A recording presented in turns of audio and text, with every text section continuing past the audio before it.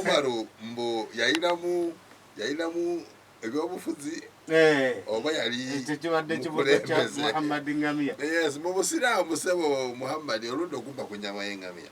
Naye mu Busiraamu omusiraamu yenna ebintu bibiri bitambulira wamu. Al-Islaamu diinun wa dawla. Obusiraamu ddiini n'ebyabufuzi.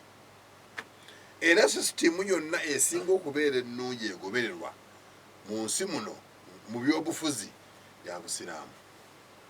Ayagala okubuza abantu okubazza ku mulamu omulala yaleeta ey'Ekimerika.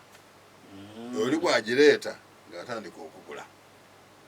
Era singa oba weetegereza empanga ya ofiisi, ba bodyguards, security nga bw'erina okubeera, okukola reshuffle, appointment, ebisigadde byonna Umaru yabikola.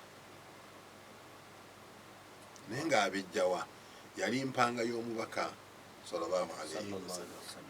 Kati nabbi yali mukulembeze munaddiini ate yali mu wa byabufuzi. Kati ebintu bino byombi birina kutambula mulundi gumu. Ababyawula bayagala tunafuya.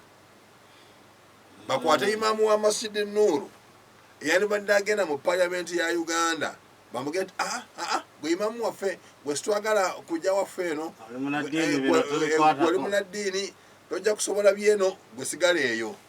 So nga ate Sseekalutu naye yandisobodde okubeera member wa Parliament. N'agenda era asobola okuteesa. Kyalasobolayo kwe kubagana ebikonde mu Parliament. Ekyo ayinza kuba nga takisobola. Naye okuteesa obuteesa. N'olwekyo ekyo ky'Umaru bw'atyo bwe yali.